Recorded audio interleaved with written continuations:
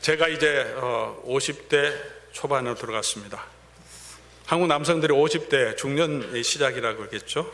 가장 힘든 시기라고 말하기도 합니다.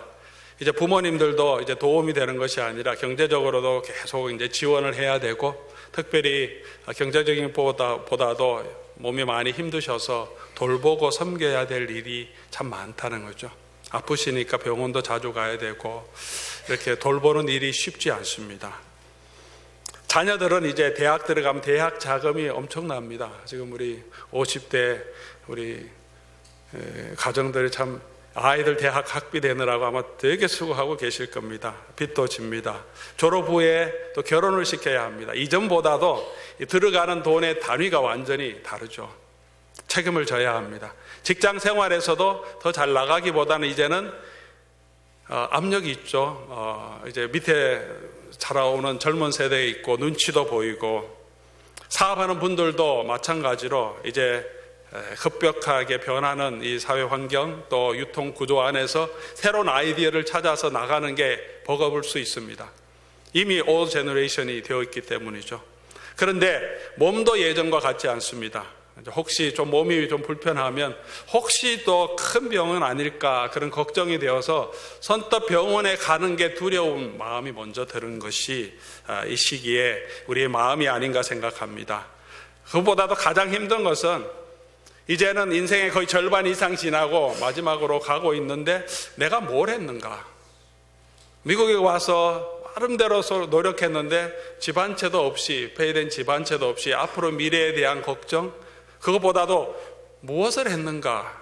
앞으로는 무엇을 할 수 있을까 하는 이런 삶의 고민들이 들어오는 시기라고 합니다. 무엇을 새롭게 시작해야 할 여유도 없고 그런 재정적인 능력도 되지 않습니다. 60대가 넘으면 이제 몇 년만 더 고생하면 그냥 은퇴하면 되니까 하지만 50대에 있는 분들은 아직 은퇴할 날이 많습니다. 남아 있습니다. 집에 가도 아이들에게도 소외가 됩니다. 아이들은 엄마만 찾습니다.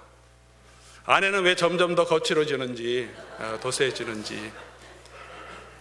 집에 가도 이 아버지는 소외되는 그런 때가 참 많습니다. 불쌍한 50대라고 말합니다. 아마 지금 60에 접어드신 우리 분들은 목사님 60대도 마찬가지입니다. 그렇게 말씀하실 거예요. 그렇습니다. 아마 80대 어르신들은 그래도 젊음이 좋다. 몸 아프고 힘들어 봐라. 이게 그래도 그때가 좋다 이렇게 말씀하실 겁니다. 남성들 뿐만이 아니라 여성들, 어머니들도 아마 더 많은 고생과 수고를 하고 계실 줄 압니다. 어린아이를 키우는 부모님들도 마찬가지죠. 그때는 그때대로 또 힘든 것이 있습니다. 이 아이들 손, 발 다 챙겨야 되고 할 일이 참 많습니다. 재정적으로 안정도 되지 않았기 때문에 그것도 해가야 하는데 모두들 참 수고를 많이 하셨습니다. 이만큼 해오신 것도 참 잘한 것입니다. 지금 이렇게 버티고 있다는 자체도 참 잘한 것이라고 생각합니다. 그렇게 자기를 좀 격려해 주시고 또 칭찬해 주시기 바랍니다. 이번 성탄 때 가족들을 위해서 선물도 준비하지만 재정이 많이 들긴 하지만 그래도 이번에는 나를 위해서도 하나 선물을 준비해서 나를 기쁘게 하고 격려하는 시간도 한번 가져보면 좋겠습니다. 그럴 자격이 충분히 있다고 생각합니다. 그런다고 뭐 밥을 굶겠습니까?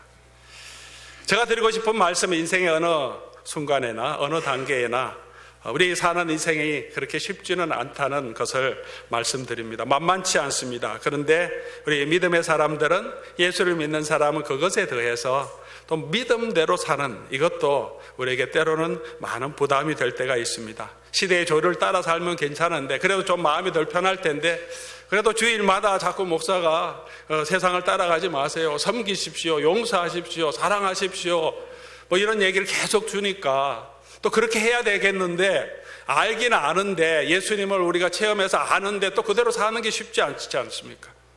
우리 감정대로 흘러가는 마음인데 그 반대로 참으려고 하고 인내하려고 하는 것, 그리고 더 선을 베풀려고 하는 그 삶이 참 쉽지 않습니다. 직장에서, 가정에서 모범을 보이라고 하는데 그게 쉽습니까? 그러니 우리 마음에 더 부담이 될 때가 많습니다. 연말에 왜 이렇게 헌금은 많은지 자꾸 선교 헌금 하라 그러고, 내년에 뭐 식당 봉사 헌금도 하라 그러고, 봉사도 하라 그러고, 우리 신앙생활이 때로는 굉장히 버거울 때가 있습니다. 우리가 아주 오래된 찬양이긴 합니다만 할 때마다 저도 은혜가 되고 참 마음에 또 이게 도전이 되는 것이, 이 찬양이 낮엔 해처럼 밤의 달처럼 그런 찬양이 있죠. 낮엔 해처럼 밤엔 달처럼 그렇게 살 순 없을까? 우리 같이 한번 합시다.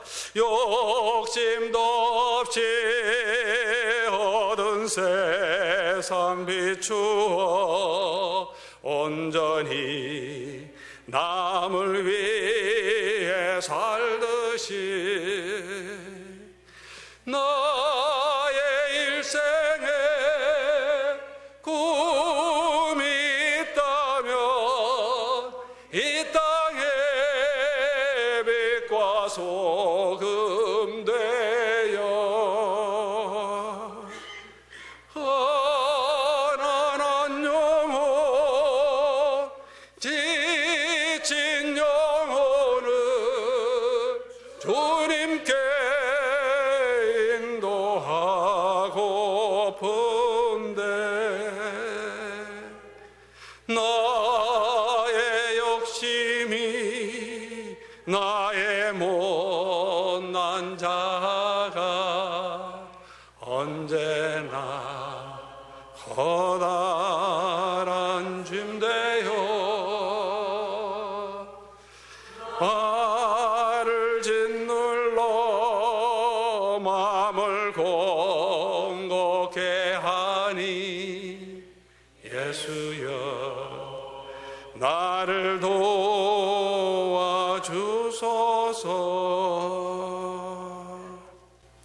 이게 우리 마음 아닙니까? 저 마음에도 그렇습니다. 가난한 영혼, 지친 영혼을 주님께 인도하고 싶은데 나의 부족한 것 때문에, 나의 욕심 때문에, 이걸 제대로 할 수 없는 그 부대낌 때문에 힘들 때가 많습니다. 지난 한 해도 하나님께서 부족하지만 은혜로 지켜주시고 이곳까지 인도해 주신 게 얼마나 감사한지 모릅니다. 근데 제 자신을 돌아볼 때는 참 이 찬양대로 조금 더 잘할 수 있었는데, 조금 더 잘 돌보고 이끌 수 있었는데 나의 부족함 때문에 그렇게 다 하지 못한 것, 혹시 나의 부족함으로 인하여 성도들에게 상처를 주고 아픔을 준 것은 없는지, 그것이 마음에 짓눌려서 괴로울 때가 있습니다. 이런 괴로운 수고로운 인생의 길, 그리고 믿음의 길을 걸어가고 있는 성도들에게 위로와 소망을 주기 위해서 이 요한계시록은 기록되어 있습니다. 오늘 우리와 마찬가지로 아마도 더 큰 어려움과 고난과 박해 가운데 초대교회 성도들은 있었을 것입니다. 초대교회뿐만이 아니라 예수님이 오실 때가 되면 될수록 이 땅에 있는 교회들은 이 땅을, 공중을 지배하는 사탄과 악한 세력과 이 세상의 왕들로 인하여서, 이 세상의 유혹으로 인하여서 고난은 계속될 것입니다. 그들에게 힘과 능력을 주고 소망을 주고 낙심하지 않고 인내로 믿음을 지켜갈 수 있도록 그 비전과 그 환상을 보여주신 것이 계시록입니다. 이기는 성도들의 모습이 무엇이고 그 최종적인 영광이 무엇인지 우리에게 보여주고, 그러므로 인하여서 이기는 그 사람이 될 수 있도록 인내하고 끝까지 믿음 가운데 걸어가도록 우리를 격려하기 위해 주신 것이 이 계시록의 말씀입니다. 특별히 이 계시록의 결론이 오늘 21장, 22장에 나오는 이 교회의 성도의 아름다운 모습입니다. 누구나 다 들어가는 것은 아니라는 사실을 분명히 기억해야 합니다. 8절 말씀에도 나오고 21장 마지막에도 다시 나옵니다. 아무나 들어가고 누구나 들어가는 것은 아니라는 것입니다. 예수 그리스도의 이름만 부른다고 들어가는 것이 아니고 그 삶에서 예수 그리스도를 따라 사는 신실함이 있어야 한다고 말합니다. 거짓된 자, 세상을 따르는 자는 들어가지 못한다고 말합니다. 이 계시록의 말씀은 경고입니다. 믿음을 떠나는 자들에게, 세상 사람들에게 경고입니다. 그러나 믿음 안에 있는 자들에게, 믿음으로 인내하며 수고하고 애쓰는 자들에게는 엄청난 위로의 말씀입니다. 이 수고를 갚아주겠다. 이기면 이 하늘의 영광으로 내가 너희를 위로해 주겠다는 하나님의 교회를 향한 격려의 말씀입니다.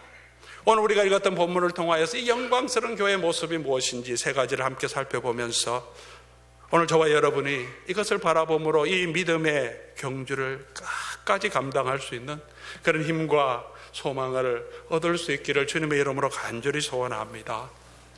첫 번째로 이 하나님의 이 마지막 교회의 모습은 거룩하고 광대한 새 예루살렘으로 표현합니다. 2절 말씀 보니까 내가 보니 이제 새 땅과 새 하늘이 열렸습니다. 하나님께서 만물을 새롭게 하신 마지막 때입니다. 그때 교회의 모습이 무엇인지 보여줍니다. 하늘에서 내려오는 새 예루살렘은 교회라고 말씀을 드렸습니다.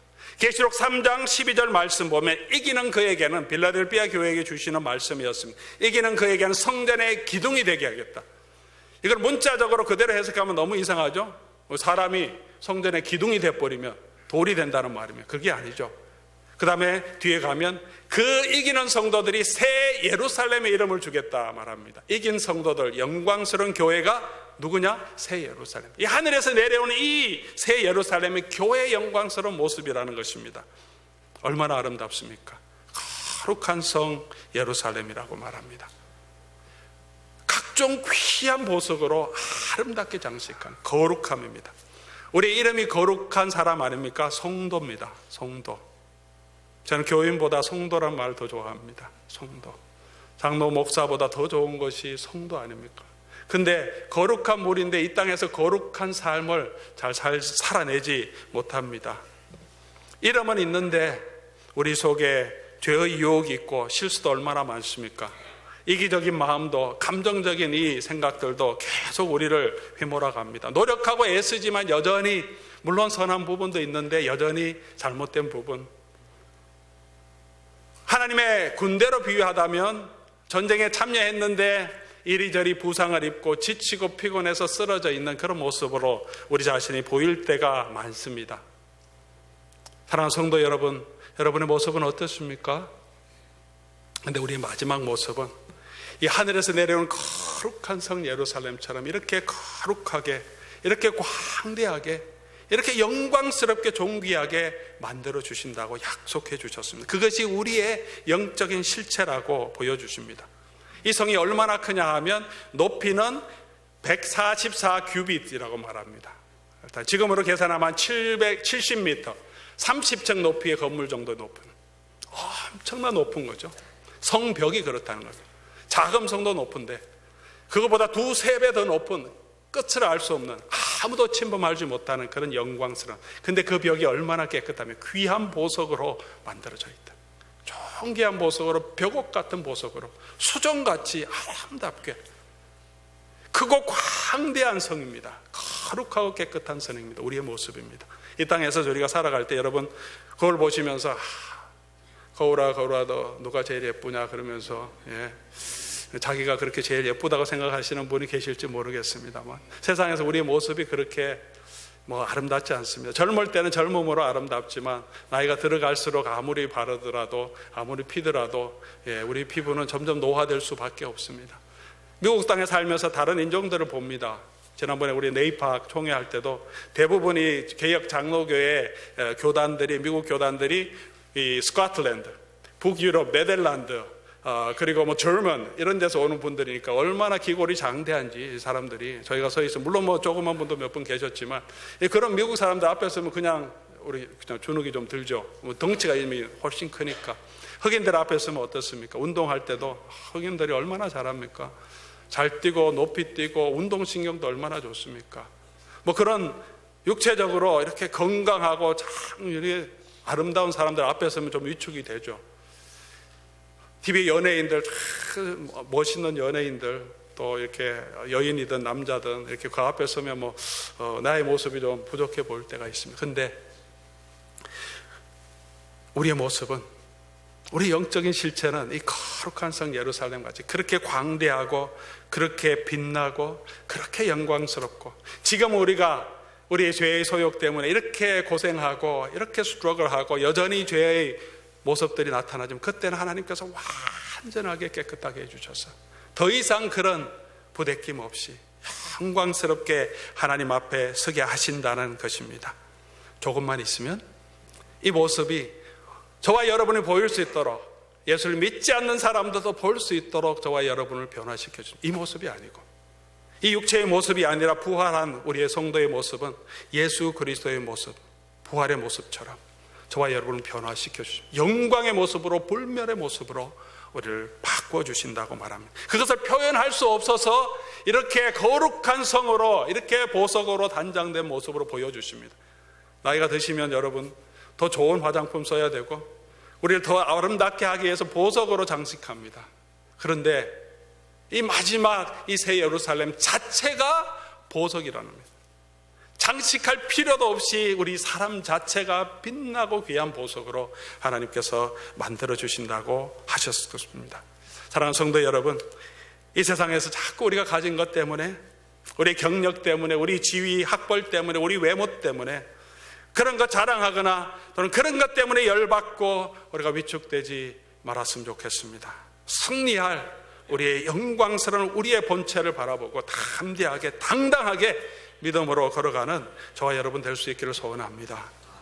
두 번째, 우리의 모습을 신부로 표현합니다. 아름답게 단장한 신부. 2절에 계속 나오죠. 새 예루살렘인데 신랑을 위하여 아름답게 단장한 신부 같다. 결혼식에서 주인공이 누굽니까? 신랑과 신부가 결혼하는데 좀 억울하죠. 늘 신부가 주인공입니다. 신랑 입장할 때는 뭐 사람들이 쳐다도 안 보고 뭐 그러다가 신부 입장하면 다 일어납니다. 온 하객들이 다 일어나서 박수 칩니다. 신부 입장할 때는 앞에 들러리 꽃도 뿌리고 앞에 들어가는 사람도 이렇게 많습니다. 왕비가 들어오듯이. 결혼식의 주인공은 신부입니다. 신랑이 다 준비하겠죠. 부모님들이 다 준비해 주지만 꽃은 신부입니다. 천국을 결혼식으로 표현합니다. 하나님께서 준비하시고 하나님이 계신 곳이고 하나님의 영광 받으셔야 되는 곳인데, 하나님 백성이 그곳으로 들어갈 때 우리를 그리스도의 신부로, 그 하나님 나라의 만왕의 왕이 되신 예수 그리스도의 신부로 우리를 맞아주시고, 천국을 어떻게 표현합니까? 신혼잔치라고 말합니다. 혼인잔치라고 말합니다. 누가 가장 어텐션을 받겠습니까? 교회. 저와 여러분의 신부로서 천군 천사들이 우리의 아름다운 모습을 바라보고 그렇게 찬양하고 우리에게 어텐션을 주는 거죠. 신부가 왜 그렇게 아름답겠습니까? 화장 잘하고 아름답게 꾸며서 아름다울 수도 있습니다. 저도 26년 전에 정말 아름다운 여인과, 그래서 아직도 사진을 저희가 걸어놓고 있는데, 그때는 그렇게, 지금도 물론 아름답죠. 너무나 아름다운 그런 모습으로, 그냥 젊기 때문에 아름답고 화장 잘했기 때문에 아름다운 것은 저는 그렇지 않다고 생각합니다. 사랑을 받기 때문에, 사랑하는 남자와 이제 많은 사람들 앞에서 혼인 서약을 하는 그날, 사랑을 확인하는 시간이고, 그리고 모든 하객들이 얼마나 다 신부의 아름답다고 축복하고 칭찬해 줍니까? 그런 사랑과 돌봄을 받을 때 얼마나 기분이 좋습니까? 지난 몇 주 전에 저희 교회에서 우리 고신동무 목사님들이 사은회를 했습니다. 두 분의 노 목사님들을 모시고, 은사죠, 교수님들 모시고 사은회를 했는데 두 분 목사님들 얼마나 좋아하시는지 모릅니다. 또 함께 섬기는 목사님들도 참 좋아했고, 저희도 뭐 봉사를 많이 했지만 그래도 기뻤습니다. 즐거워하는 모습을 보면서. 이 중심이 되고 감사의 중심이 되고 사랑을 받을 때 우리가 얼마나 기쁩니까? 이 교회가 이렇게 모였을 때 어떤 한 사람을 축복하기 위해서 온 교회가 축복하고 칭찬하고 격려하면 얼마나 큰 기쁨이 있습니까? 천국에서 어린 양의 혼인잔치에 저와 여러분을 신부로 맞아주시고 그렇게 우리를 받아주신 그곳이 천국이라고 말합니다. 오래전에 파리의 연인이라는 드라마를 본 적이 있습니다. 제가 기억하는 것은, 제가 이렇게 전편을 다 본 드라마가 많지 않은데 파리의 여인은 재밌더라고요. 그래서 한번 시작했더니 끝낼 수가 없어서 끝까지 다 봤는데, 이 재벌 2세 이 남자와 평범한 여자의 사랑의 이야기이지 않습니까? 유명한 그 말이 있습니다. 유행어가 남겨진 중에 이 여자가 이 재벌 파티에 초청해서 남자가 데려오라 그래서 갑니다. 근데 얼마나 부끄러움을 당하냐. 정말 잘 나가고 예쁘고 그런 사람들이 막 구박도 하고 괴롭힙니다. 너무나 자기가 비참함을 느껴서 나는 이 사람에게 안 어울린다 그런 자괴감을 들고 막 속상해서 도망갑니다. 근데 남자가 따라 나오죠. 길에서 잡습니다. 막 화를 냅니다. 저 남자가 내 사랑입니다. 저 남자가 내 연인이다가 왜 말을 못해? 막 그러면서, 그때 여자가 그 안에서 당했던 그 모든 괴롭힘, 부끄러움 한꺼번에 치유되지 않았을까? 이 남자가 이렇게 나를 사랑하고 붙들어주는데 내가 뭐 더 그릴 게 뭐냐? 그래서 결혼하기로 마음을 정하죠. 예수님 우리를 보실 때 그런 마음이 아마 더 큰 마음이 들지 않을까, 그런 생각을 많이 하게 됩니다. 우리 세상에서, 세상에 잘난 사람들 앞에서 너무나 부끄럽고 그렇게 위축돼 갖고 그냥 빌빌거리면서 그렇게 살고 있지 않습니까? 예수님 우리를 보실 때 내가 너의 여인이라고, 너의 신랑이라고 왜 말을 못해? 당당하게 왜 못 써? 내가 너를 사랑하는데, 그래서 나를 내어줬는데, 끝까지 내가 너와 함께 할 것인데 왜 그러고 살아? 내가 너의 애인이라고 왜 당당하게 말을 못해? 사랑하는 성도 여러분, 저와 여러분은 그리스도의 신분, 아름답게 단장한 예수 그리스도의 신부로 하나님께서 우리 혼인잔치를 예비하고 계십니다. 약혼한 신부죠. 그 나라가 우리 앞에 있다는 거죠. 좀 힘들고 어려워도, 춘향이가 이동형을 기다릴 때 좀 힘들고 어려워도 참으면 반드시 예수님께서 우리를 이 혼인잔치로 이끌어 가시고 그 하늘 나라의 영광과 즐거움을 누리게 하신다는 것입니다. 이 땅에서 남편이 좀 속상하게 하더라도 너무 낙심하지 마시기 바랍니다. 우리 예수님이 계시니까 남편이 없더라도 너무 위축되지 마시기 바랍니다. 우리를 이토록 사랑하시는 우리 영원한 신랑 되신 예수님이 저와 여러분과 함께 하시기 때문입니다. 세 번째, 이 본문 말씀은 이 교회를 하나님의 위로와 사랑을 받는 아들로 표현합니다. 7절 말씀입니다. 이기는 자는 이것들을 상속으로 받으리니, 하나님이 주실 축복을 3절부터 쭉 얘기한 다음에 마지막에 나는 그의 하나님이 되고 그는 내 아들이 되리라. 중간에도 나오죠. 예수님께서 3절 마지막에 나는 하나님의 그는 하나님의 백성이 되고 하나님은 친히 그들과 함께 계셔서, 이 말에 이 7절의 말씀이 포함되어 있는 거죠. 그들과 함께 어떤 존재로 하나님 우리와 함께 계시냐? 아버지로 계신다는 거죠. 요즘 교육에 종사하는 많은 분들이, 그전에도 그랬지만 우리 청소년들, 특별히 남자들이 이렇게 조금 잘못되는 문제로 발생하는 것은 아버지의 부재가 큰 문제다, 그렇게 말합니다. 미국에서도 아버지 없이 자라는 사람이 참 많습니다. 이혼한 가정이 너무 많기 때문에 자기 생부가 없죠. 그만큼 사랑과 돌봄, 롤 모델, 남자 아이들이 볼 수 있는 롤 모델이 많이 없다는 거죠. 아버지가 있어도 때로는 너무 엄격하거나 무관심해서 그 사랑을 받지 못하고 자라서 문제가 많다, 그런 이야기들을 합니다. 아버지 역할이 뭡니까? 아버지는 가족을 보호하는 자고, 가족을 공급하는 자고, 가족을 인도해야 하고, 가족을 위로하고 격려하는 그런 역할을 하게 됩니다. 물론 어머니도 함께 하겠죠. 아버지의 마음 가운데 저에게 계속 아직까지 남아있는 그 참 감동적이었던 일화가 있습니다. 그전에도 한번 소개한 것 같은데, 우리 백지영 씨라고 하는 가수가 옛날에 비디오 파문이 있어서 굉장히 어려울 때가 있었습니다. 정말 여자로서는 정말 너무나 부끄러운 상황이죠. 뭐 잘하는 일은 아니지만 정말 수치스러운 상황이었고, 나올 수도 없어서 한 3주인가요? 완전히 잠적하고 있다가 결국은 나와서 눈물로 막 기자회견하고, 이렇게 모든 연예계에서 은퇴하고, 그리고 이제 집에 들어갔대요. 그 전에 이제 그 후에 다 끝난 다음에 좀 회복이 된 다음에 TV에 나와서 이제 자기 옛날 이야기 얘기할 때 고백했던 이야기인데, 그렇게 해서 처음으로 집에 들어갔대요. 그 일 끝나고 잠적해 있다 처음으로 집에 들어갈 때 아빠 딱 만났을 때 너무나 부끄럽고 민망했고 아버지가 또 얼마나 아팠겠습니까? 특별히 딸 가진 부모 아버지의 마음이, 딸이 이런 상황이면 그냥 속이 뒤집어질 텐데, 근데 아빠가 아무 말 안 하고 자기한테 와갖고 안아주면서 얼마나 힘들었니. 그렇게 안아준 그것 때문에, 그 사랑 때문에 얼마나 위로가 되고 자기가 그렇게 설 수 있었다고 고백한 그 기사를 보았습니다. 얼마나 힘들었니. 그만큼 딸과 고통을 함께 했기 때문에 그 힘든 마음을 느껴지는 거죠. 안타까운, 나의 안타까운 마음이 아니라, 이랬으면 좋겠는데 그 기대를 채우지 못해서 내가 안타까운 그런 사랑이 아니라, 그가 당하는 고난에 함께 공감하고 이 딸은 얼마나 힘들까. 그래 돌아오니까 그런 말이 나오는 거죠. 제가 그 순간이 됐다면 제가 그렇게 할 수 있을까. 야단을 치거나 어떻게 그 따위로 행동하느냐고, 그러고도 전화도 안 하고 그렇게 아마 야단했을 것 같아요.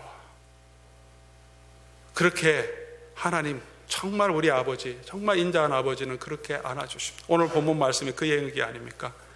우리 하나님 나라 가면 이 땅에서 우리가 잘못하는 거, 실수하는 것도 얼마나 많습니까? 탕자가 돌아올 때 아버지가 안아주듯이 돌아오면 오늘 아버지가 내가 친히 그들과 함께 있어서, 영으로 지금 함께 계셔서 다 느끼지는 못하는데요, 우리 부모님이 멀리 계시면 전화로 하고 마음은 알지만 함께 있는 것 갖고는 다르지 않습니까? 실제로 와서 손을 만져주고 허그할 수 있고 안아줄 수 있고 함께 얘기할 수 있다는 것은 엄청난 위로가 되는데, 그곳에 하나님은 친히 그들과 함께 계셔서 4절 보니까 그들의 눈물을 그 눈에서 닦아주시며, 제일 먼저 나오는 위로입니다. 성도들의 고생을 아시기 때문입니다. 예수님께서 친히 이 모든 고난을 견디셨기 때문에, 배신도 견디셨습니다. 비난도 견디셨습니다. 고난도, 죽음도 견디셨습니다. 하나님과 끊어지는 영혼의 외로움도, 절망감도 예수님이 다 경험하셔서 아시고 계신다는, 우리의 고통과 우리의 수고를 알고 계신, 우리 실수와 연약함도 알고 계시고, 그러면서도 끝까지 믿음을 포기하지 않고 하나님 나라에 올 때 우리를 안아주시고 우리와 함께 계시면서 그 눈물을 닦아주시겠다가 얼마나 힘들었냐 하면서 그때 우리를 위로해 주시겠다고 그 얘기를 지금 4절, 5절, 6절에 하고 계신 겁니다. 지난주에 한 연로하신 성도님 임종을 준비하는 예배를 드렸습니다. 고통 가운데 계시고 아무것도 드시지 못한 상황인데 예배를 드리고 싶다고 얘기하셔서 갔습니다. 예배 드리는 동안에 눈 감고 조용히 누워 계셨어요. 고통스럽지만 흐느껴 우시지도 않고 아프다고 하소연하시지도 않으셨습니다. 그냥 하나님께 주신 운명을 받아들이고 하나님 나라를 소망하며 그냥 누워 계셨습니다. 그런데 예배 중에 이렇게 옆에 보니까 눈에 눈물이 맺혀져요. 흐느껴 우는 눈물은 아닌데 눈에 자꾸 눈물이 차요. 고통하면서 우는 모습도, 안타까워하는 모습도, 살고 싶다고 하시는 분들도, 기도해 달라고 하는 분들도 많이 뵀지만 제 마음에 아직도 그 눈물이 남아 있습니다. 하나님께 우리의 마지막 삶을 맡기지만 그럼에도 불구하고 눈물이 난다는 거죠. 그냥 그렇게 그냥 맺히는 눈물이 인생의 모습이 아닙니까? 근데 그렇게 주님께 가면 우리 아버지께서 저와 여러분의 그 눈물을 닦아주시고 눈물의 원인까지도 제거해 주십니다. 다시는 사망이 없고 곡하고 애통하는 것이 없다. 다시 바다가 있지 않겠다. 우리를 안아주십니다. 사랑하는 성도 여러분, 이 우리의 모습을 바라보면서 우리가 지금은 조금 힘들고 고되기도 하지만 믿음 안에서 주님 바라보고 끝까지 인내하는 저와 여러분 될 수 있기를 주님의 이름으로 간절히 소원합니다. 말씀을 맺겠습니다. 우리의 믿음의 여정은 탕자가 아버지를 버리고 이방 땅에서 괴로움을 당하다가 스스로 마음을 돌이켜 아버지 집이 이렇게 풍요로웠는데 깨닫고 돌아오는 인생의 여정과 비슷하지 않을까 생각합니다. 저와 여러분은 그렇게 아버지를 만났고 그렇기 때문에 오늘 이곳에 계신 거 아닙니까? 아버지 집의 풍요함을 알고 소망하고 이제 그 나라, 영원한 나라를 향하여서 여정을 시작했습니다. 아직 도착하지는 못했습니다. 그 과정 가운데 힘든 것이 있을 것입니다. 돌아가면 어떻게 합니까? 아버지께서 우리를 안아주시고 다시 가락지를 끼워주시고 아들의 지위를 회복해 주시고 그토록 기뻐하시겠다. 하늘이 그렇게, 하나님이 그런 축복을 예비해 주셨다고 예수님도 계속 얘기해 주셨고, 이 당대의 비유도 그것을 우리에게 말씀해 줍니다. 그 영원한 본향으로 저와 여러분은 가고 있습니다. 이 길에 어려움이 있고 수개월 동안 걸어가야 하는 길이고 먹을 것도 없어 광야의 길을 헤매고 터덜터덜 걸어가겠지만 우리에겐 그런 소망이 있다는 거죠. 도착하면 그곳에서 아버지께서 우리를 회복시켜 주실 거다. 종이라도 좋겠다. 그러나 아버지께서 아들로 회복시켜 주십니다. 그런데 가까이 가보니까 어떤 일이 일어납니까? 아버지가 아직도 상가가 먼데 달려와서 안아주십니다. 마지막 그 부분이 제일 힘들었을 겁니다. 얼마나 부끄러웠겠습니까? 얼마나 두려웠겠습니까? 돌아설 때는 희망이 있었지만 고난에 지쳤고 이제 마을이 보일 때 얼마나 부끄러웠겠습니까? 아버지 보기도 부끄럽고 동네 사람 보기도 부끄럽고 그냥 도망가 버릴까, 없어져 버릴까, 저 죽어 버릴까 그런 마음도 있었을 때 아버지가 멀리서 보고 달려와서 가장 힘들 때 찾아오십니다. 그래서 예수님을 보내주셨습니다.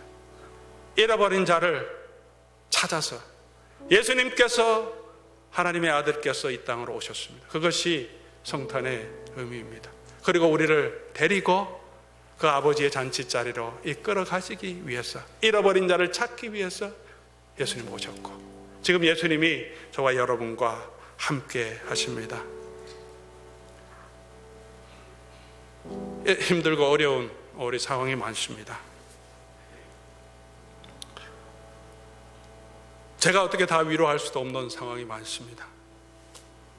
때로는 숨쉬기 어려울 정도로 답답함과 두려움이 찾아오기도 합니다. 하지만 우리 주님께서 우리와 함께 하시고 힘이 되어주시고 우리를 이 하나님의 영원한 나라로 인도해 주실 것입니다. 그렇게 오신 주님께서 우리와 영원히 함께 우리의 길을 인도해 주신다고 약속해 주셨습니다. 이 주님 바라보고 낙심하지 말고 믿음으로 걸어갈 수 있기를 바랍니다. 주님 우리의 힘이 되어주시고 분명히 능력 주실 줄 믿습니다. 우리 말씀 생각하시면서 우리 찾아오신 예수님과 우리의 영광스러운 모습 생각하면서 오늘 찬송 같이 하면 좋겠습니다. 지난주 동안 말씀 생각하면서 우리 또 성도님들 생각하면서 제 자신을 생각하면서 많이 불렀고 들었던 찬송입니다. 주 사랑이 나를 숨쉬게 해 세상 그 어떤 어려움 속에도 주 사랑이 나를 숨쉬게 해. 숨쉴 수 없을 것 같은 답답함이지만 주 사랑이 나를 숨쉬게 해. 세상 그 어떤 어려움 속에서도 주님만이 내 능력이고 내 구원이십니다. 그런 은혜가 저와 여러분에게 있기를 주의 이름으로 소원합니다. 우리 같이 한번 이 찬송 우리 하나님 앞에 고백하는 마음을 올리겠습니다.